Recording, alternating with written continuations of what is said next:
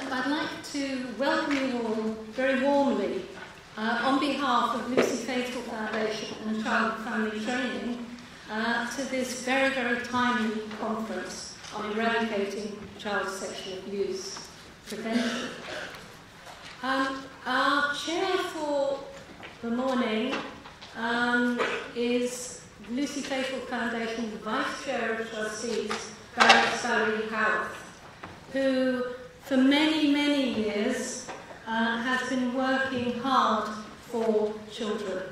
Her work in setting up Childline, and then in more recent years, her work for children in Parliament, where she struggles sometimes against some very difficult odds. She's going to tell you more about that herself. Hand over now to Valerie Howarth.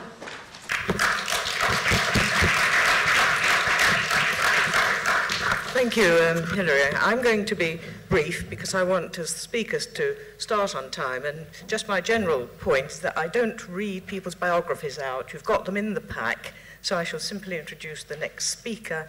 You can look at their biographies in the pack because I believe you can all read, and I think it's a bit pointless.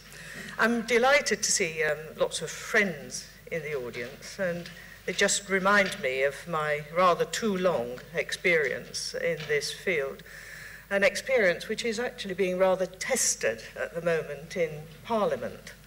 I was going to say something else, but I said to Sue and Hilary that I would actually just talk about two things that are really concerning me deeply at the moment in terms of what's happening in Parliament. We have to remember that in Parliament we're in a very funny phase. We're in the run-up to the recess. The recess goes until October, although the Commons come back for a bit in September. We then are from October till maybe Easter, because then there's the general election. So everything that's happening in Parliament at the moment is really focused on what's going to happen in the general election and who's going to win. And so a lot of the activity is not really focused on the issue, but on the politics.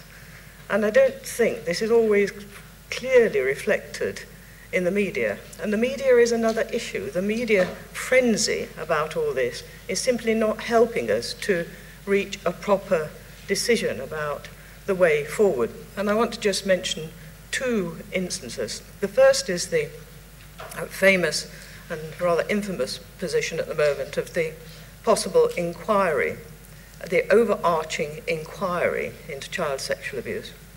I have to tell you, I've taken a firm stand in two speeches against this inquiry, and I'll tell you why I've taken the view against. First of all, we have dozens of inquiries. We have a very good set of reviews of inquiries that was produced some years ago by the NSPCC, with the lessons learned clearly set out.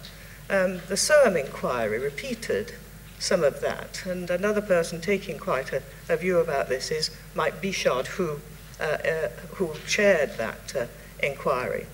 The second is it will not take us any further unless we can embed the lessons, and I think Sue's going to say a bit more about this, the lessons learned in the general culture of organisations.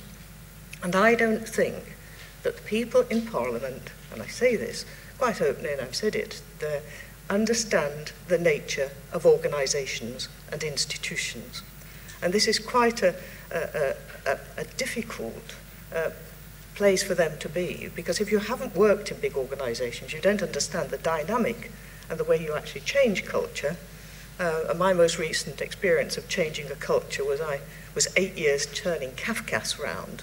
I know what it takes to change a culture, and we have to do that. And the second is the issue of what is, in inverted commas, called, although I think we need some new language, mandatory reporting. Of course, if somebody knows that children are being buggered in a school by a teacher and they don't come forward, then something serious needs to happen.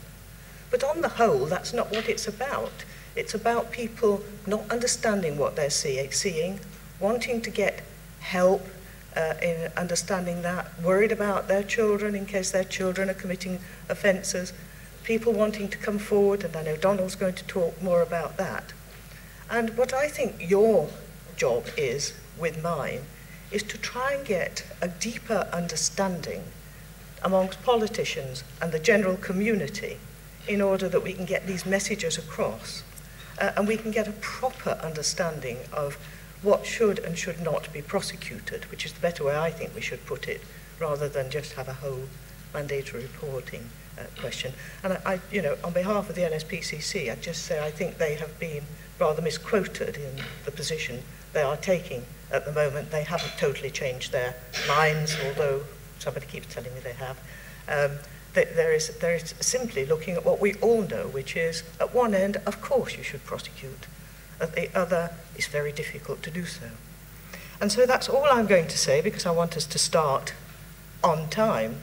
But we are in very troubled waters in relation to the work that you and I all do, and we need to think through these issues clearly so that we have solid messages to tell, and we can stand pretty solid when we know that money is going to be spent on things that really won't make a difference, while local authority budgets, which will mean social workers, are set to be cut again next year, if not more severely than before. And I speak as a Vice President of the Local Government Association.